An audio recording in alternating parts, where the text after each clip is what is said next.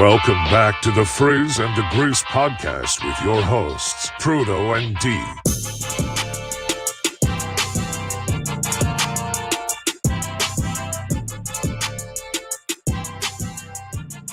Welcome back. It's another beautiful Monday. Thank you all for joining us live or listening on the podcast, Spotify, Apple. D, how you doing, buddy?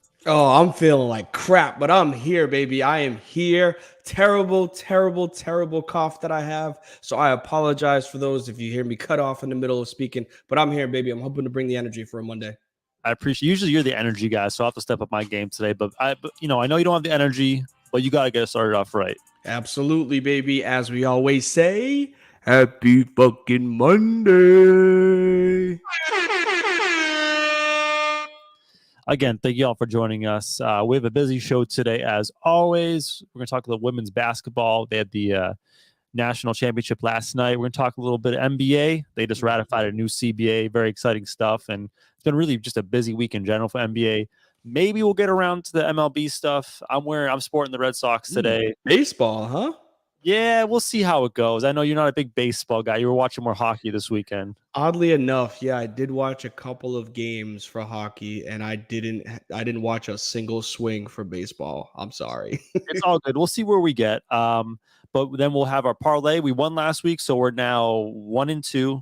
I think we're going to be good this week. We have a really good money making parlay, and then we'll close off with updating our tournament. We've been running the whole tournament throughout the March Madness of TV theme song. We have a champion, folks. It has not been released to the public yet. We have it for you today, so hang in there. I like it. I like it. Big fan. Again, going all areas, all avenues for sports. So please, if y'all listening live, watching live, please throw up some love up in the chat. Make it easier. More importantly, if you guys listen to us tomorrow, throw in your comments so we can go over anything that you guys want for next week. For sure. And I know we talk like a little bit of random stuff before we get into the meat of the sports. I don't have much, but I do have this. Saturday was one of my least favorite days of the calendar year. Probably might be my least favorite day of the calendar year. You talk about April Fools? I hate April Fools. I don't know how you feel about April Fool's Day, but to me, it's the worst because you can't go online. You can't do anything. It's just all crap. Fake.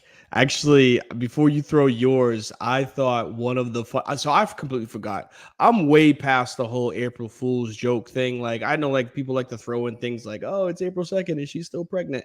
Like shit like that to me is hilarious. But like I'm way past like pranks and jokes. But what I did watch, which was absolutely hilarious, is Usher is doing a tour right now with Dreamville, and he came out on stage and he was just like, "All right, folks, I want y'all to put your hands together for an incredible, guest star that y'all didn't know were coming. Everybody, please put it up for the queen, Beyonce." And everybody went fucking nuts. And like he's staring in the back, like, what's going on? He's like, he comes back, he's like, April Fools. That's just cruel, man. That's not You know how pissed everybody must have been? Like, sure. Just the amount of memes that I saw going off of it. I thought it was absolutely hilarious. Because again, I forgot. Like, I 100% forgot that that's a thing. April Fool's Day for April 1st. It's literally the worst day in the calendar year. Like, who enjoys it? Seriously. Pranksters. Hey, by the way, just the white meat. Dreamville. That's J. Cole. Yeah. The crew. All right. That's one of the artists I've always wanted to see. He's still on my list to check off as J. Cole. He's incredible artist, man. Absolutely incredible lyricist, great music. Like he I can't even say he's underrated. It's just he's not in the public eye because he's not going out there and doing things that like, Drake does, but like he still puts out music, which is incredible. He's always kind of like not the A on top of the mountain, but he's always just kind of like the B guy for over 15 years. Like, I don't know, like 10, 15 years now, just kind of under the radar, chilling, making money. It's essentially like the Tim Duncan of music. Yeah. Like he just keeps putting out great music and he's just not very flashy about it when he does. He had that little stint in Europe basketball. Like that was as much publicity as he got. I think it was in China. Africa. Okay. In Africa, yeah. Oh, you're right. It was Africa. Yeah, he loves hoop. All right, let's get into the basketball then. Let's get it.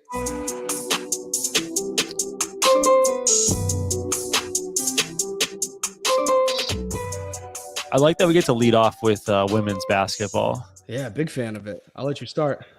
Well, you were all fired up. All right, cool. Then I got the thing. So I had to. It's going off. Yeah, so like I'm not gonna go into that too much. I want to celebrate the game itself. Obviously, I rep my school. National champions. I'm not a LSU women's basketball fan. I won't lie to you. I am not. I typically don't watch the game, but I watched this tournament.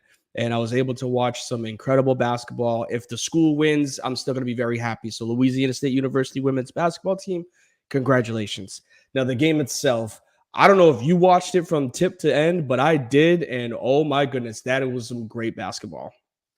I'm going to be honest with you, I did not watch the game. It was here's the thing. Shout out to the women's game because they outshine the men's tournament. I feel like this go around.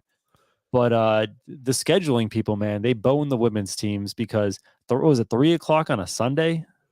Yeah, I guess, but I mean, they kind of fit that in like the intermediate second half schedule for like no, it was on Sunday. It was yesterday. Okay.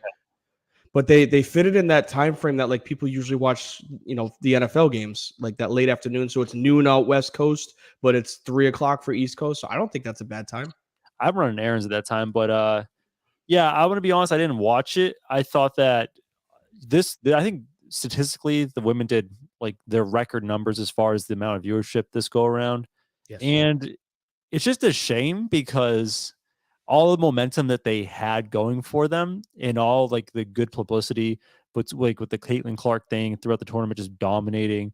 And then, the underdog Iowa run, lots of people are watching, exciting. And then it becomes a stupid ass conversation at the very end. Instead of like celebrating the greatness of the tournament and the greatness of the LSU Tigers, we're just talking about the dumbest shit now.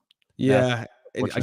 I don't want to go that route yet. I know it's like, it's back there. It's like, I'm steaming obviously off of it, but again, I want to at least talk about the game, watching the game itself.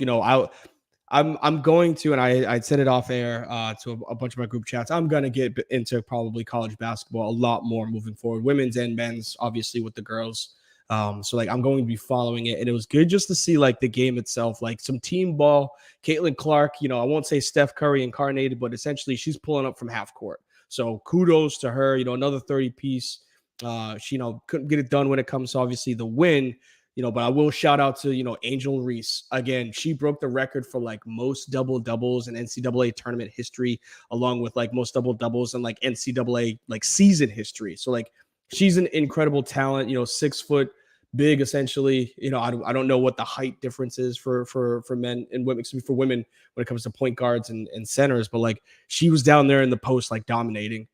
She was backed up by, I want to say it was Alexis Morris was playing guard. And then off the bench, an incredible Jasmine Carson. She came off the bench, literally gunning threes. And I texted you early because I didn't know if you were watching it. You said that you weren't, but I talked about fouls. And it's weird that like women's basketball, I kind of like it, but it takes a while for me to get used to it. Women's basketball is quarters. So it's not like men's where it's 2 halves. And in the first quarter, there were 12 fouls. I was like, I don't know, man. Like, we want to let these girls play. Like, you're taking the energy out of like the mystique of the national championship. And like you had said, the most views, I wrote it down, 9.9 million views. That's good numbers. Yeah, it outranked the Orange Bowl and I think the Rose Bowl for like championship style games. Incredible. Yeah. I don't have much for you on the actual play itself because I didn't watch it. But yeah, just incredible to see the numbers for that grow and be that big. Do you want to talk about the other stuff now that came from it? Or man, like, so look at here. Like, we all understand that I'm gonna come up and rip this, just say it. Like, there's a double standard for way too much shit. And instead of us celebrating a national champion in the Louisiana State Tigers, women Tigers, like we got to wake up in the morning and worry about people calling, kids essentially classless and bigger than just calling them classless because of the way that they were celebrating in the heat of it. And again, Trudeau, you're a competitor, man. We played college ball together. Like, there is no like right way to win. I don't care what anybody says. Like, you win a championship, you are going to celebrate however the hell you want to celebrate because you finally climbed that mountain to become a champion. And we're, this morning and all across the board on social media, all we see is like, they didn't do it the right way. They didn't act like they've won it before. But literally less than 48 hours before before that game went off, we saw the same thing where female was up 20, talking about, you guys are down 15, shut up. Like, we see her mouth saying these things. And we see the, you can't see me by Caitlin Clark. But Angel Reese comes out there and she does the same thing, and she gives her the Joe Burrow because they went to LSU, like ring me. And it's called tasteless, it's called classless, and probably the biggest one. I heard some people calling her like son of a bitch, and just like these things that like these are kids. Like, so miss me with like they need to learn how to win. Like, no, well, like the standard is if it's okay for men to do it, then it's okay for women to do it. And I'm not even ready to go down the race thing yet, but like we all understand like what the difference is between Miss Clark doing the same shit, 3 days ago, and then Reese coming out winning the championship saying ring me, and obviously you can't see me. Like, miss me with this shit, man. Yeah, I think that there are three groups of people. I think there are the people who don't care and just like, hey, they're competing, whatever. It's not a big deal. There's a group of people. So then there's that group. Then there's another group that's split into two that are like, this is classless, tasteless. And there's a percentage of that group who actually feels that way. And then I think there's a larger percentage who doesn't care about the women's basketball, and that they're the ones that say the WNBA is a joke and just dog on women's sports. And instead of looking at that 9.9 million people watching, they're not going to give credit to anything. They're going to find any reason just to be an asshole about it and be a troll and turn this into something that instead of celebrating it, they're going to turn it into like some sort of shouting match. And I think my problem is like, you can't argue with people that are having a bad faith argument if they don't have any intention to actually talking about what's going on and they're just trying to find reasons to make it into a shit throwing fit. Like, what's the point? And I think that's what you're seeing a lot here. Like you said the Barstool guys were some of the biggest culprits, and those guys, like, they're not there to be serious, sports analysts. They're there to stir the shit. And they stirred the shit out of that pot. And like, it's online, and you guys know that we're not, we're not whatever the word is for, like, I guess, like, censored on our podcast. We don't give a shit. And like to have somebody call again a kid a tasteless piece of shit, like, that is incredible. That's that with like hidden undertones that aren't hidden, right? Especially when you're celebrating again the same gesture and the same antics literally two days before, as like, this is just competitive Mamba mentality. Like, it's incredible what she's doing for the sport of college women's basketball. And then Reese comes out and does it. It's like, well, hold on a second. Like, win with some class. Act like you've been there before. No, motherfucker. Like, we won a championship. Not only did we win a championship, but we dominated. Essentially the same way that I like to throw it in there, that LSU football dominated against Clemson. Like, nobody there has done it before. The coach has never done it before. So they're going to go out there and they're going to win, and they're going to show the whole world, which they did, is who can talk about us now. Right? You can't call us dogs. You can't call us monkeys. And I know the coach from the SC, the South Carolina team, like, was talking about this. Like, you can't say these things, because at the end of the day, know what you have to say is champion. So shut up and worry about us next year. Yeah, and I'm gonna harp back to the number you said is 9.9 million people watched that game, which is a record number for women's college basketball. A lot of those people are new viewers, and I'm just going to say this. There were a lot of people watching, not just for women's college basketball. I'm sure there are people, and I'm going to go down the other avenue. You have Iowa. I don't know how many people are on the roster. I'm going to guess 12. Usually that's like the NBA roster. 100% if you're going that route, yes. 11 of the 12 girls are white. One black girl. Oh, 99. I didn't see her. LSU, the complete opposite. So, part of that 9.9 was there for no good intentions at all and just wanted one team to win because of a certain element. And that's where you can't have a discussion, because if people are there just for that reason, then they don't care about the success of the women's game. They want to make it into something else, or make it into a discussion about race or something else or whatever. And it sucks that we're stuck talking about this, but I think I'm glad we started off by you highlighting how good the game was and just how good the tournament for the women's side has been compared to the men's side, which it's been kind of like meh. Like, the game's on tonight. I feel meh about it. I'm not going to watch it. Yeah, it's tough because there was no Zion, right? There's no like marquee player playing in the men's like game or championship game. But we heard about Caitlin Clark since week 1 when it comes to women's basketball.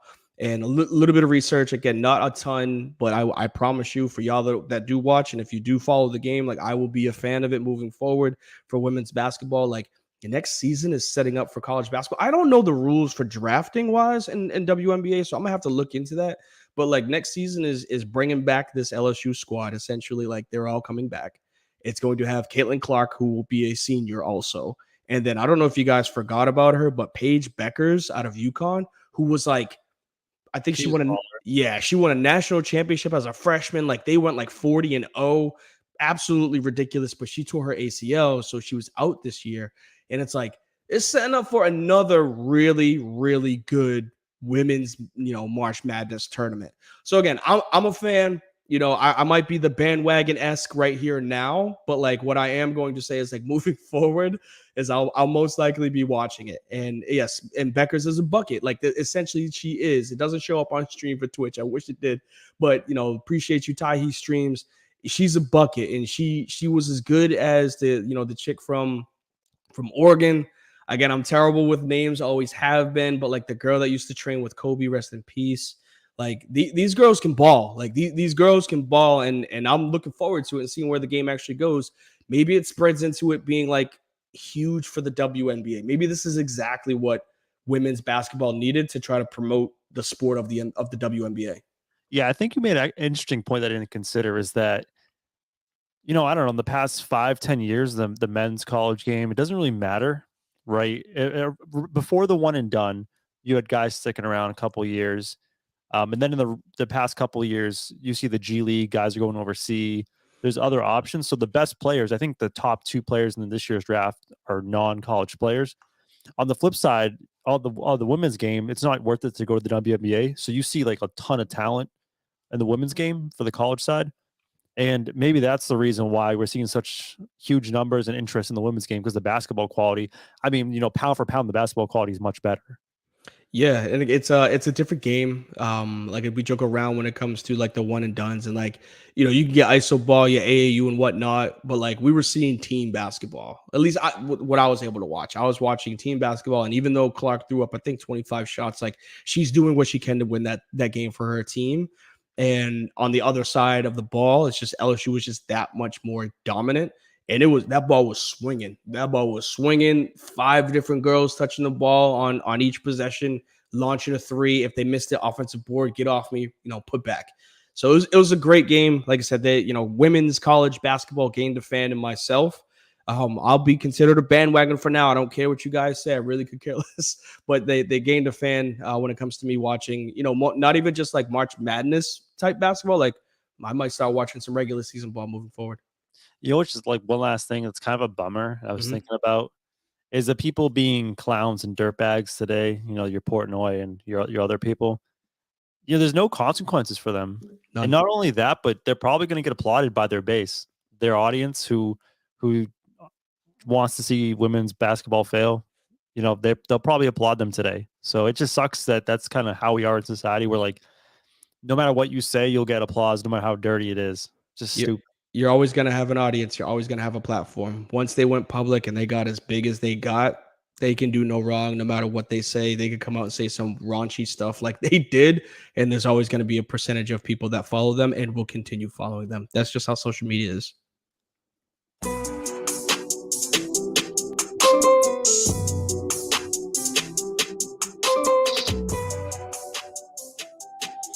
All right, let's transition from some college hoops to the NBA, because the NBA, I just put busy NBA week because there was a couple things I want to talk on. Do you want to start with the actual NBA basketball, the CBA stuff first? I think we should go CBA just because like I don't want to end with that because there's a lot of meat on the bone when it comes to how the season went. Yeah, I don't think a lot of people are aware with what happened this week. I know they were trying to negotiate a new CBA. Basically, it avoids like a labor stoppage, so we're going to get more basketball. It ain't going to stop. There's no lockout coming. Thankfully. But there were a couple interesting things that were snuck into the CBA, and I just want to highlight I have 4 big ones, and I'll start from the least important, the 2 least important. Number 1, they bumped up the two-way numbers from 2 to 3, so you get 3 two-way contracts. So that's kind of good. You have more developmental guys. You can have them playing in the G League. They increased the luxury tax penalty. So the teams like the Warriors, who are like insane over the luxury tax, it's going to get a lot worse, and cap ability to kind of continually hold on to players. Also, they put a supermax increase supermax. So like Jaylen Brown for the Celtics fans out there, he'll be making even more and more money. Like we're talking stratosphere money. And then here's the two big ones that I think we can probably sit on. Number one, 65 game minimum for major. Awards. So that's your MVP, defensive player of the year, six man, all that stuff. And then a mid-season tournament is coming. It's now happening. So I don't know which one you want to touch on first, D. Which one do you think is going to be most impactful or it's exciting to you? I mean, I'm going with mid-season tournament, the awards or whatever, but like, let's go mid-season tournament. Yeah. So like the way this is going to work, and I read the details a little bit, it's going to be worked into the actual scheduling. So like there'll be a chunk in the schedule. I don't know, 5 games or 4 games where it's like a round robin play. And then the winners of those round robins will advance into an 8-team playoff. So most of the games will be part of the regular season. It'll count towards your record. There'll be a subset of games that are actually distinct from the actual regular NBA season and will be a tournament style. Those 8 teams will get whittled down to one. There'll be a championship game. You'll win a cup, a trophy. Fun thing for the players, the winning team, each player will get about $500,000. Nice. So that's a little chunk of change. I'm sure your LeBron James, your Kevin Durant won't participate. They'll probably play the round robin stage where it counts toward the season, but the actual extra games probably won't. And all in all, if you do make it to the finals, you're only playing about 1 or 2 extra games than everyone else. So it's not like you're adding a ton of games to the season. So what do you think? Do you like it?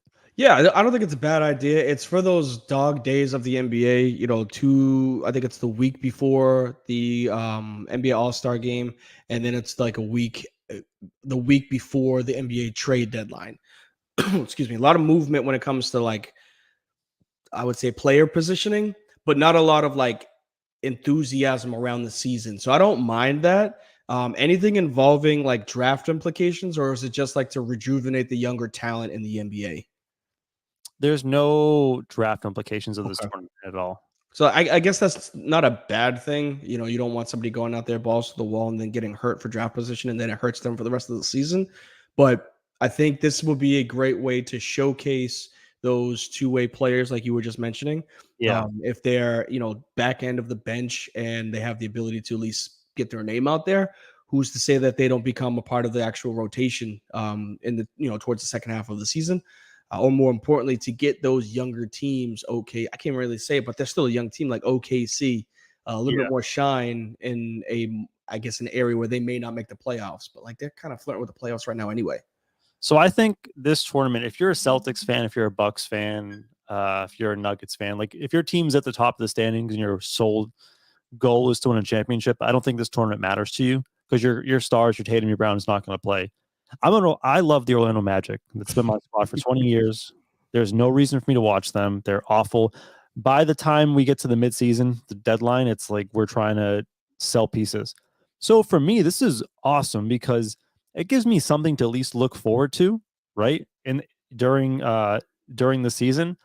And it might not mean anything today, right? It might not mean a thing today to the players. Maybe in 20 years, it means something to win the NBA Cup. Like if you look at Europe and European soccer, they have like intercontinental tournaments during the season, and it means something to those guys. So I like it. I think it's a good idea. It's going to get a lot of young teams involved. And, who doesn't love a tournament? Like no one thought the play-in was that exciting when it happened. It's 2 crappy teams trying to make it into the playoffs. The play-in does monster numbers because a one and done style competition, people will tune in. I think this is a brilliant idea by the NBA.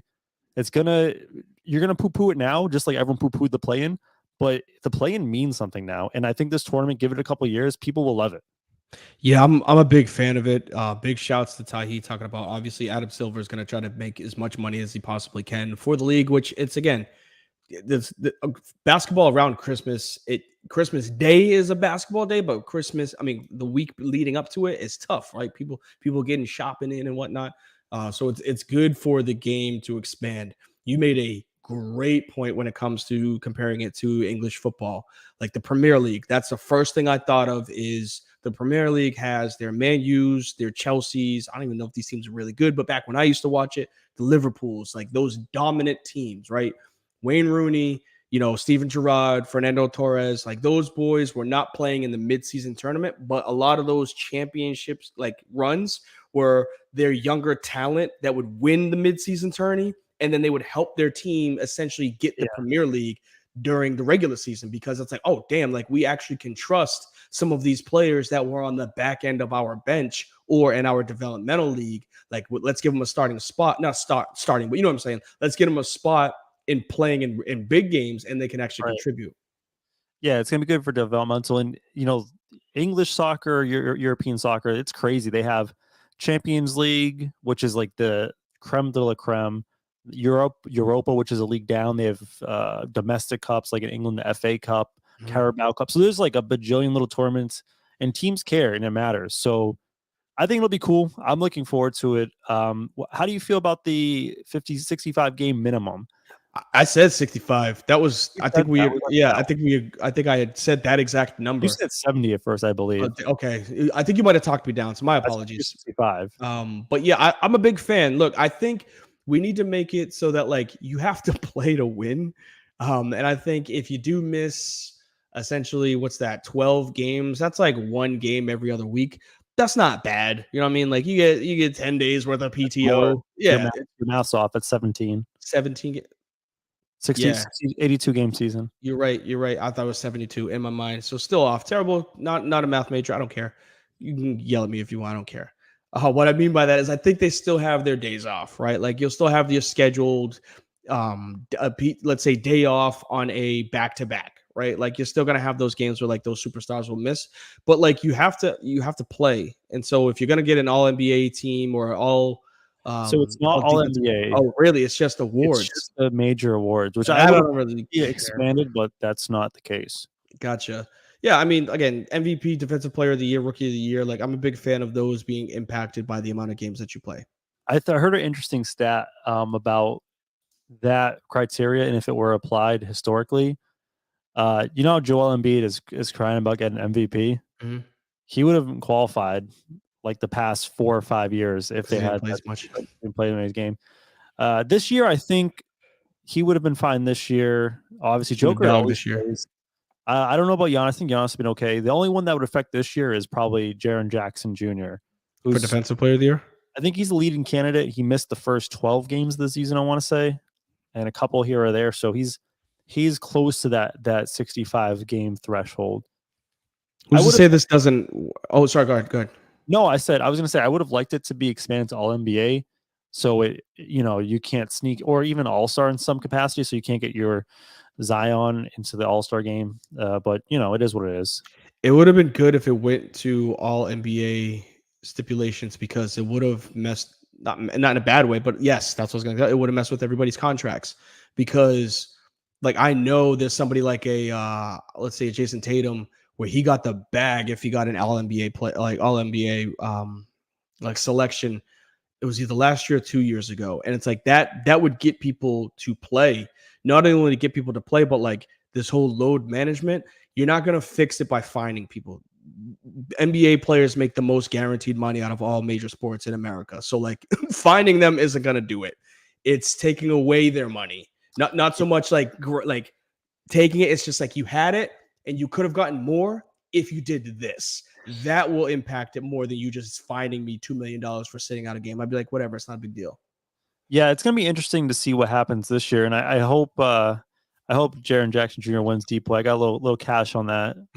This man betting my money, random ass bets, and you ain't telling nobody about it, bro. I bought you a sweatshirt with your money that you won, but you ain't telling me that I won the money. But you could go ahead and you gonna bet on Jaren Jackson, the random stat getter. His steal blocks per game is insane. I think he's averaging almost 3 blocks and almost 2 steals. I think he's 1.8 steal a game. And I think he has the highest VORP defensively, like as far as like how it's a weird stat. It's like how he affects shots around the rim. I think I read a statistic where his shot rate on layups when he's at the rim is the lowest in the NBA. I couldn't get past you saying VORP. What the hell does VORP stand for? I don't know, man. It's a stat. Just throwing One of out those random scams, ass numbers. like win shares. And see, that's the problem that I have with analytics, and unfortunately with Jaren Jackson being, I don't even have a Who second else would it be? It candidate would be for him. Brook I Lopez is don't the know. second That's the guy. thing. It was Brook Lopez was, I think, was the leading vote getter He- for Vegas, but he tanked. Didn't know He's this. not the favorite anymore. All right. Jaren Well, Jackson Jr. is the for favorite. what I'm saying is, like, I read like at least 2-3 weeks ago some random stats that Jaren Jackson gets, and it's like it just reminds me of like the numbers of He's like good. Tom Brady. Yeah, he's good, but it also reminds me of Tom Brady is 6-0 when the wind is due south. With it being cold, less than 32 degrees, they're playing on turf, and it's past 7 o'clock. Like, miss me with these type of analytics. Like, does the man block shots? Does he get steals? That's all I fucking care about. I will say the only argument against Jaren Jackson Jr., which I heard him on, I think, Low Post podcast, is that he has one of the highest foul rates in the game as far as like he gets fouls early. So he's looking for blocks and he gets himself out of the game early because he's trying to chase blocks. So, you can't be a great defender if you're not on the floor. What's the best availability? Best ability is availability, baby. Like, where were we? I don't know how we got so lost on We're talking Jaren about the Jackson. rules. Well, I mean the awards. Oh, I wanted to say, so it's related to Jaren Jackson Jr. is the John Morant thing, because we talked about affecting people's money. I think if he got All NBA this year, if he made the first, second, or third team, he would get a kicker, an elevator in his contract that equates to like $39 million over the next several years. And if he doesn't get it this year, he doesn't qualify, in the future. So it kicks him up to that super duper max. And missing all that time because of the gun thing, he might not make an All NBA team because it's a pretty stacked guard group. Yeah, I still think he gets in because he was MVP level with the league's team. I think at the time didn't they have the league's best record when he was playing? He was probably like they were in second in the West. I don't know where. They definitely were never ahead of the Nuggets. Okay, gotcha. Well, my apologies on that one, but I think he was still up there for potential, I would say, MVP. So like I don't think he drops out of being an All NBA because of that. I think he gets like back end third team because like are there really 5 guards better? We'll say 6. Are there really 6 guards better than him? I would have to get my list, but I think the last couple spots are like him or SGA. And I would probably say SGA's. He's been fantastic. He's incredible right now. Those All NBA teams are filled by like media votes, and everyone misses games, but I have a sneaky suspicion that the NBA writers will weigh games missed because of stupidity higher than games missed because of injury. That's just my hunch on that one. I think that's a good hunch because again, it's a human element vote. So yes, I think that's a thing. I can't remember if like it's something that I dreamed of or if it like I read it somewhere, or heard it. But I thought I heard something saying that the All NBA teams are getting rid of positions soon. So like it's just going to be top 5. Yes, that's another part of the CBA. Okay, I thought all right. All right. Yeah, I think that is huge. Where huge. like it could just be, if you just think about it for right now, for the center MVP. position. That's what I was gonna say. That well, the MVPs right now are 3 bigs: Jokic, Giannis, centers and the power forward. Yeah, so like one of them would be considered like not first team when it's like they're the 3 best players in the NBA right now. It's stupid. No, I actually think like overall. So they signed the CBA. We're gonna have basketball for another 7 years, but everything in the CBA like wins all around. Like it's awesome. I like it. I'm a big fan. Like I said, I liked it. I wanted to start off with the award. I mean, with the tourney because I think that's going to be huge. I'm all about promoting the game. Look at that, all positive energy today. All about promoting the game as much as we possibly can, especially for those lower tiered basketball players on the back ends of the bench. And then when it comes to awards, you got to pay to play. You got to play to get paid. And the best ability is availability. I can't have you missing 20 games in a season and then you be up there for MVP. Miss me with that shit. Yeah, and shout out. We have good participation in the chat and watching live. We really appreciate you guys out there. A new commenter as a Basilio. Appreciate got it right. Look at that. It's not easy, but I like it. Appreciate you here, man. Appreciate the comments. Just other NBA stuff. It's just weird. There's so many fraud teams. The biggest one is I would say the Wolves had such a hot charge up the standings. They were looking nice with Cat back. Everyone was high on the Wolves. Like, could they make a run in the playoffs?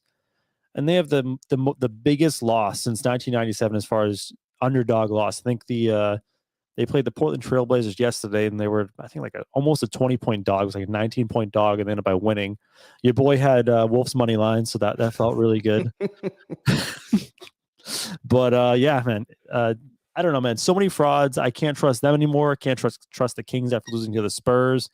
The Mavs are just a disaster. The West is just full of frauds. Yeah, I know what you're saying. I'm rubbing my hands together because I'm not ready to say it yet. But I did say, just if they if they get past the play-in and make the playoffs, the Lakers are going to be a problem.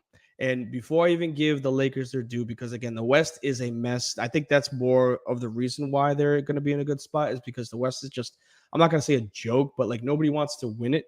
You know, the Nuggets can have crap games. The Grizzlies, we don't know if they're going to have players or not. We have the Kings that are starting to lose games that they shouldn't lose. You have the Suns who are still there, but like if KD is healthy, they're eventually going to be a team that's going to represent the West. But it's like, who's going to be the second team? And I think that's where you come in with like the veteranship of the Lakers. And I keep saying it that the Warriors are essentially like the old Spurs, like Manu, Timmy, and Tony have Dre, Clay, and Steph. And like if they get right, it's really hard to count a champion out. That's all I'm saying is everybody said, look, who cares about the Spurs? They're old. They're limping into the playoffs. And then every year people hated fucking playing them. And so like I'm gonna give them their credit until they actually get knocked off. But at least for the Lakers, I told you, bro, I said it. Just let them get healthy. And they are going to be a team that's going to instill fear in people that they don't want to play, because AD is playing ridiculous right now. Absolutely ridiculous. And of course, we got people that like to hate on them. You can hate all you want, man. Like just don't play them in the playoffs. But LeBron still has that MVP style of game if he's healthy. AD, when healthy, is one of the best players in the league. And they got people like AR, and that's just, I guess, one of the names, but they got Troy, what's called Troy, playing off the bench. They got a lot of contributors getting rid of Westbrook, playing the right style of basketball for them.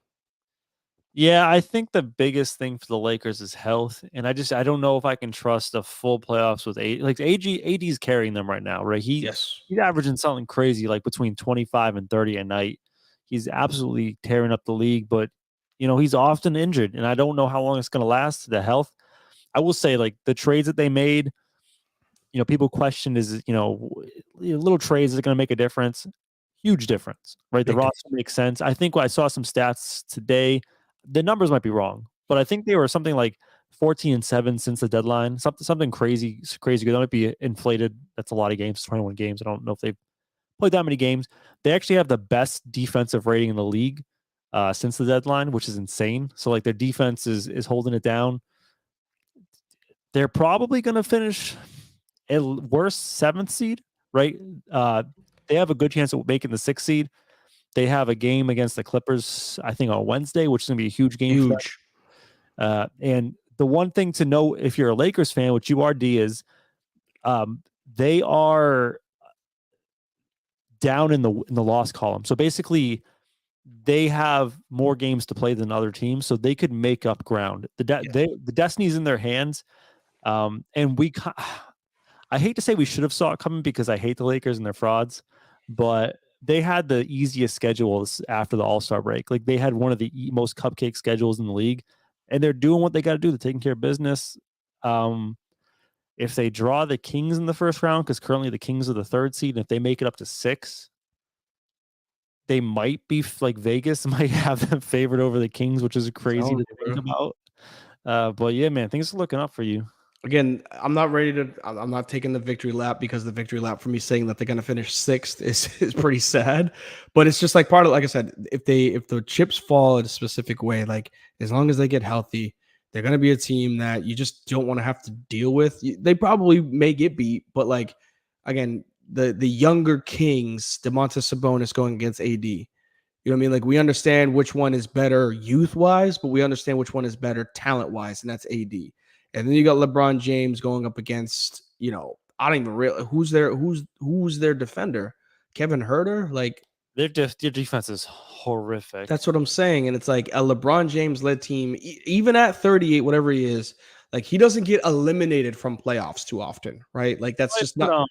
Who's the old Warriors? Harrison Barnes would probably play. Yeah, Barnes, who I mean, when they played up against each other in the finals, really couldn't do much. I think that was the year that they had to put Iguodala on him. Well, I would say this: the Kings have no intentions of playing defense. They have the best offensive rating by far in the league. I think they're on a historic pace. So it's just going to be a shootout. And if they could score more threes and be hot, they have a chance in this series. But the Lakers are going to be formidable down low. They're not going to stop AD. But again, it's just health. Like what's AD going to look like when that series starts and ends? Essentially, that's what it comes down to. Is if they can stay healthy, I think they're going to be a big threat to be that number 2 team representing the West. Because again, if they can get hot with a LeBron James led team, it's LeBron James at the end of the day. As much as I have my grievances against him, he's a Laker, so I got to root. But yeah, I think that they could be a scary matchup for anybody if they get hot in the playoffs like they are right now. Do you want to throw it out East? Because I know like there's a little bit more guaranteed spots, but like those back-ended getting into the playoffs teams are like I won't say scary, but just like who the hell wants to play these guys if they're there? I actually think Miami is super. People are losing their minds over Miami. I don't know why I want to talk about. I hope Percival's here, but people are losing their minds over Miami. Dude, they're terrible. They are terrible. Of the playoff teams, they have by far like playoff and play in on both. I'm gonna look at both conferences. They have. Am I gonna misspeak here? No, I'm correct. They have the worst net rating by a ton. They're almost -1 net rating. Everyone else in the playoffs has either positive or 0 net rating. So basically, this is the scenario. When they win games, they barely win them within like a couple points. And then when they lose games, they're getting their asses beat. So, like, can you really trust that in the playoffs? Like, yeah, they are going to hit you with a club over the head. Like, I wouldn't want to play them because you're going to get hurt playing. Beat the shit. Yes. Yeah. But, like, they're not a good team. But that's the thing is neither were the Memphis Grizzlies with Zebo back in the day. They weren't a great team led by Tony Allen, Zach Randolph, and Mark Gasol, but like they just beat the shit out of you. And like I heard somebody say it on social media, and they were like, essentially they feel like Jason Voorhees. Like you gotta go up against them. Like you might make it out of the movie, but like you are going to be bloodied, beat to crap, and like drag an ass to try to get away from them because like they're just bullies, and they can stretch a series if they get someone like Philly or Boston out of those 2s and 3 seeds. They can stretch a series to 6 games that doesn't need to go 6, and that's going to affect that team in the next series, right? So like they may not be might be the stopgap, but like they would be somebody that like ruins the chances for a team because they have to exhaust a lot of energy in that series. Yeah, man. If things went chalk, it would be Philly. And don't let Jimmy Butler, who got outcasted away from Philly, get a chance to like just tear apart that 76ers team.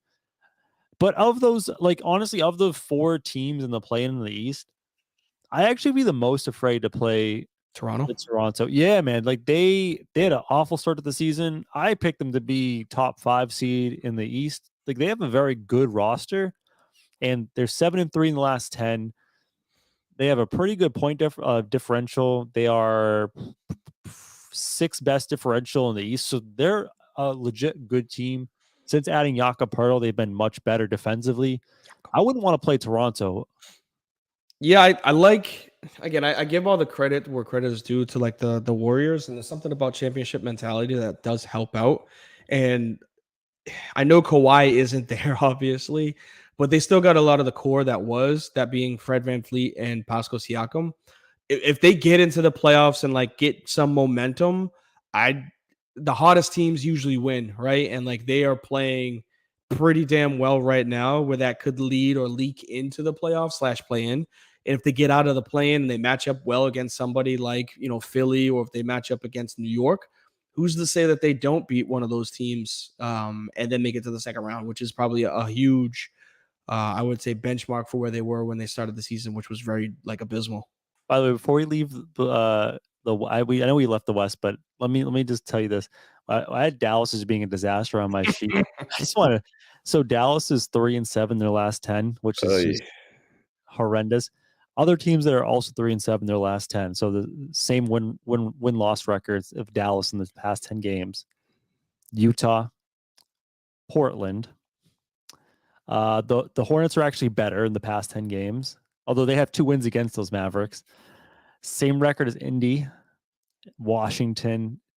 It's just, man, the collapse of the Mavs. And I know you want to dog on Kyrie. It's No, don't say that. Don't say that. I said it off air that I wasn't blaming him. I just said that the stench follows him, unfortunately. By the way, where's Jimmy Muted now? Yeah, it was way off on that one. But again, I'm not throwing the blame at Kyrie on this because I think that's too much to blame him for it. It just happens to be that where he goes, it just goes up in flames. And Luka wasn't out of the playoffs before he got there. Yeah, they must have like the worst. Their defensive rating's not terrible overall. It's just they traded away some good defenders, and Kyrie's a player who I told you before the show. He gets buckets, he can get numbers, but he doesn't make people around him better. He doesn't elevate the play of others. It's just a weird pairing. It's a weird pairing. Hey, last thing before we go off the NBA, I saw an amazing stat the other day, and I want to bring it up to you. The Orlando Magic, in their last 50, so if you took everyone's last 50 games and got their You love doing this, by the way. Go ahead. If you took everyone's win-loss record in the last 50 games, the Orlando Magic have the 10th best record in the entire NBA. Mm-hmm. They're really good. Like, they're playing Cleveland tomorrow, and they're only a 4-point dog. Like, this team's on the up and ups. I'm telling you right now, I'm calling it on the podcast. They are a playoff team next year. Not even a play-in, number 6 seed next year. So we're talking about next year. Look, that's all I have, man. That's I know all I have. you don't have much, but hold on to it as long as you possibly can. The stats that you give off is like, well, look at the Red Sox. They won 10 of their last 15. At the end of the season of last year, it's like, yeah, when everybody else wasn't playing and they made their fucking positions. Yeah, we get it. Like, we understand they have a good young team. They have a very good young team. So does OKC, and OKC is flirting with making the playoffs right now. Like next year, OKC with Chet coming back. Watch out for OKC. Watch out. Young teams are coming for all your shit, you old Lakers and old teams. Stop talking about the damn Magic.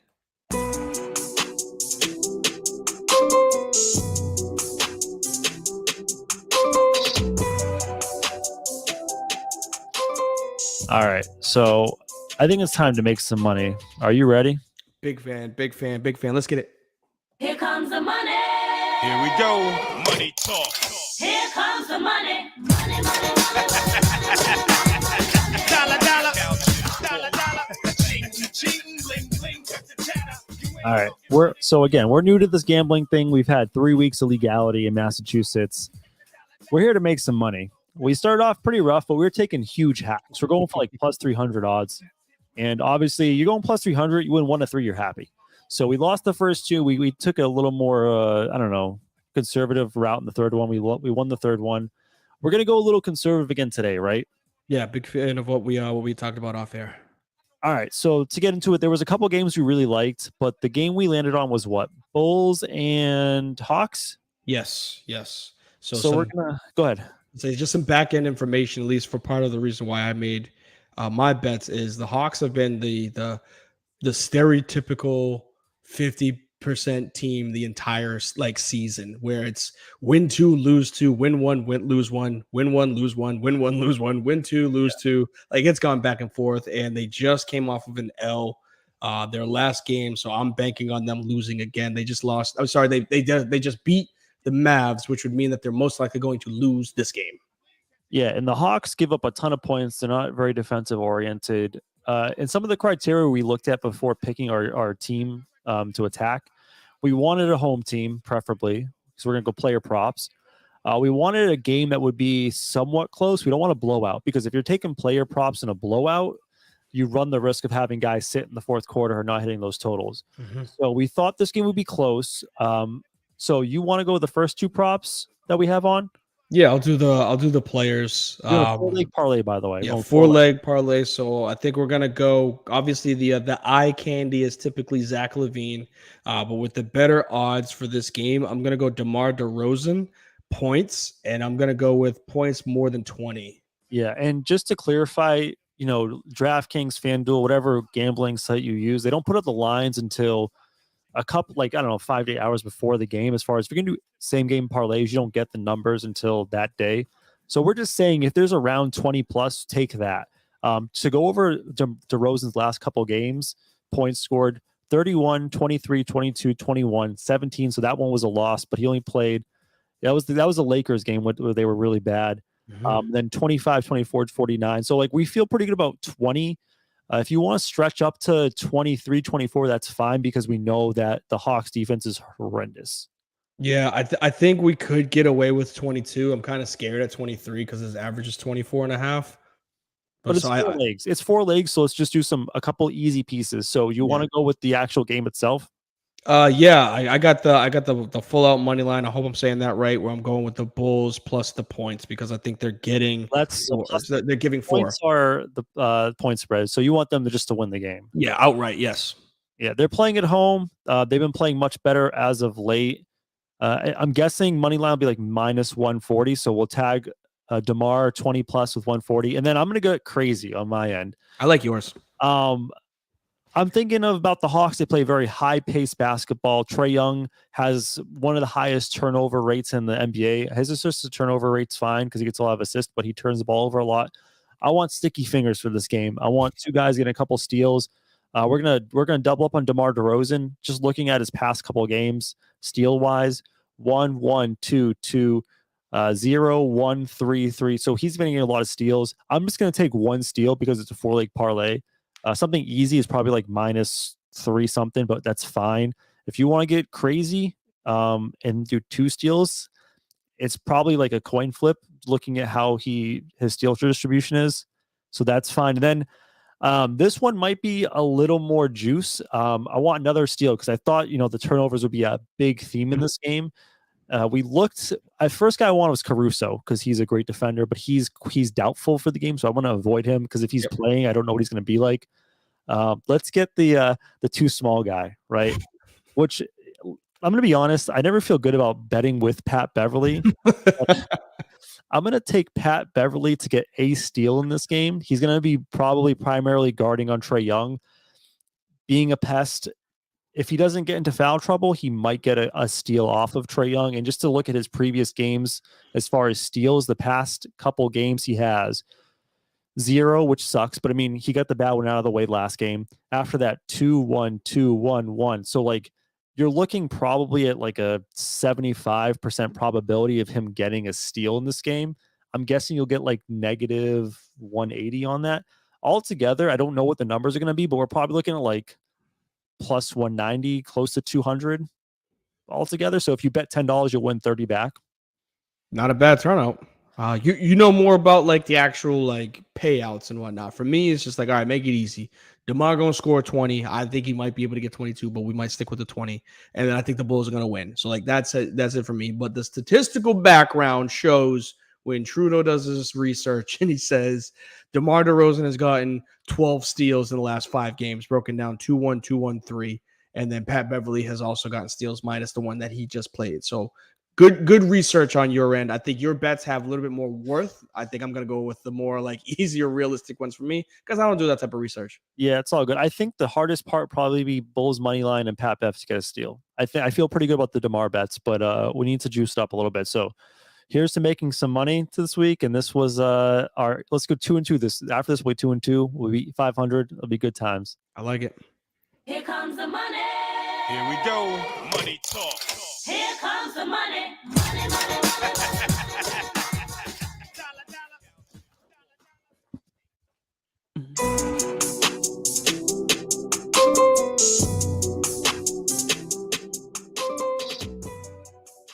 I ejected from the baseball talk. I will just say, MLB's been really good. The rule changes have been awesome.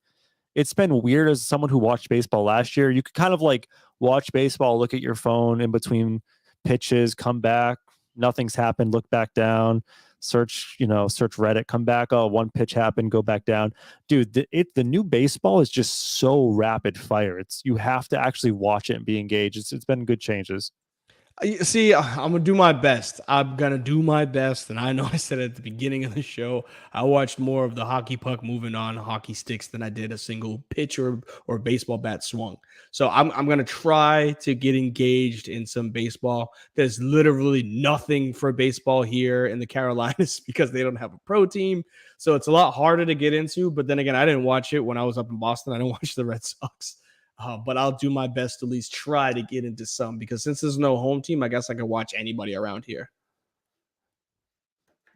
Yeah, it's tough in Carolina. I think your closest team is probably the Braves. So we wanted to finish this off by going into our theme song tournament the entire month of March. And thanks to you beautiful people out there voting on Twitter, and actually Taihi advancing a team by himself. He advanced the office by himself just by being here. So you have all participated. We narrowed down 64 television themes down to one. I mean, we have a champion now. D has it up. So let's just go real quick on the final four matchups. We'll kind of play each final four matchup, talk about the winner and how we felt about that. So we're going to talk about the left side of the bracket. I'm trying to frantically type in Law and Order theme right now, but I found it. Here we go.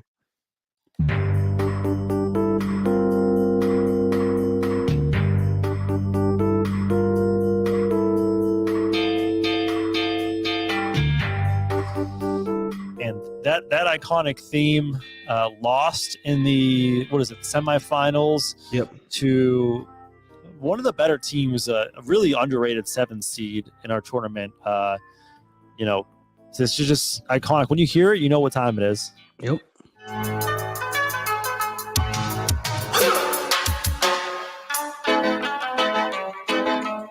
boys, what you want, what you gonna do when Chevy John Brown come for you? Tell me. Cops kind of reminds me in our tournament about like UConn and the men's tournament, because UConn had just obliterated everyone every round of the tournament. Cops, man, like up until the finals, it was winning by 30%. A large margin. Yeah, so Cops made it to the final. And then on the other side of the tournament, we had a heavyweight battle between this theme and the second one I'll play.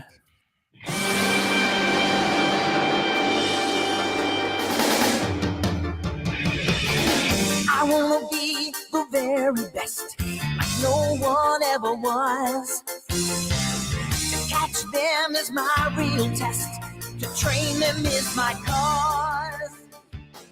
I'm not going to lie. In the Final Four, I was really rooting for Pokemon to win the whole thing. Unfortunately, it didn't make it to the finals because it faced an extremely tough challenge in this theme.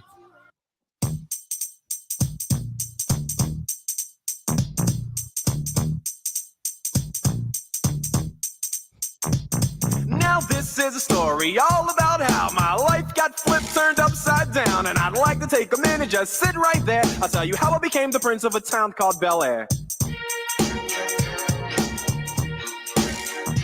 So we had Fresh Prince advancing over Pokemon. I don't think it was particularly close. Fresh Prince took care of business there. Yeah, that one wasn't a close. It was not as close as of a matchup as I thought it would be. I think it was 67-33. I thought Pokemon was going to be able to take that just because of nostalgic reasons. But I mean, for us getting this list off of Rolling Stones to see Fresh Prince as a 2 seed, I think they're a 1 seed in any other list, and they are the rightful champion, being the 1 seed, the best theme track that's out there. So we had Cops. How do you feel about the final? Were you happy about that, Cops and Fresh Prince? Yeah, I mean, I know that it was it had a lot of contribution towards it. So again, thank you all for that. We're able to throw in your votes on Twitter. We really do appreciate it greatly. Fresh Prince is just the track, man. It's got a great beat. It's got a great hook. Everybody knows, in West Philadelphia, born and raised, like everybody knows that. And we all know that no one knows the words to Cops. Like once they start getting into the meat of it, yeah, that's all we know. But we don't know what you get your brain don't sneak, no sneaking. Like nobody knows the middle of that, but it's still a great fair. song. But at the end of the day, if Fresh Prince comes on at the bar, everybody's That's singing fair. it. So it's the rightful champion, man. Like crown it up to Fresh Prince because they had a great tournament, a great run. They beat out some good competition, and they're the rightful champions. Yeah, and the final was Fresh Prince versus Cops, and we alluded to Cops running the table earlier in the tournament, and it wasn't even close in the finals. Fresh Prince, took it down, I believe. It was like a 66 to 33%. 66-33 again, yep. So Fresh Prince ran the tournament. It's a good champion. I'm not upset about it. Wish it was either Pokemon or Cops. Fresh Prince is probably my third choice, but the people have spoken, and Fresh Prince is our champion. Yeah, again, I'm glad we did it this way because I was on the other side of the fence when we started. I was like, are we voting for this? And we're like, no, the people. I was like, I know we're the people's podcast, but I was like, all right. So like I had a lot of emotion in this because I was like, please let my teams win. But I thoroughly enjoyed it. I think the people that contributed, whether they were commenting on the tracks, they were retweeting, they were liking it, or they were voting, whatever it is that you were able to do, like we greatly appreciate it here at the show. So it made it worth it. It made March a lot more fun than I anticipated it being, especially with the basketball tournament alongside. And I'm looking forward to see how it goes for next year. Yeah, I'm just glad it's over because, man, the first round, putting up 32 Twitter polls was hell.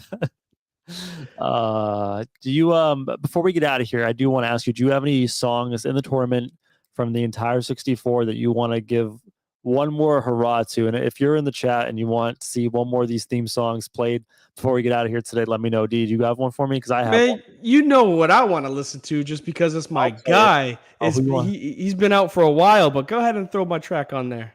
I hope this is it. Jimmy is an average kid, and no one understands. Mom and Dad and Vicky are always giving him commands. The dude and broom up in his room is broken instantly. Was I right? Yes, sir. I'll wait for the rapping part. Just see my part. Yeah, I got you. But yeah, I mean that song made a nice run to the Sweet 16. Big run. But here we go.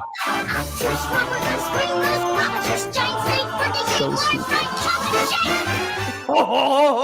Put that man on the Eminem album because that line is fire. So stupid. I feel like I want to shout out a song that we both agreed went out way too early. And honestly, if it didn't get a fraudulent loss to Miami Vice, it may have made a run to the finals. It probably would have been in the Sweets. Actually, you know what? I think they could have taken down. Yeah, I think they could have taken down Fresh Prince because this a great song. If we're on the same page, but I love it. Betty White. That's all I gotta say. Thank you for being a friend. Travel down the road and back again. Your heart is true. You're a pal and a confidant. And if you threw a party, invited everyone you knew, you would see the biggest gift would be from me. Love that song. So good. That was the Golden Girls, if you're not familiar with the track. And speaking of thank you for watching the show and being a friend of the show, voting, being part of this process, and you know what we do every day around here, or every Monday, that is. Yeah, I think that's it for the show, D. I'll play this golden. I feel like we gotta go out in the Golden Girls unless you want one more to get out of here with. Nah, bro, we don't need to say. Just play my track so we can get up on here and give some shout outs to everybody before we leave. You know what? Let's go with this one.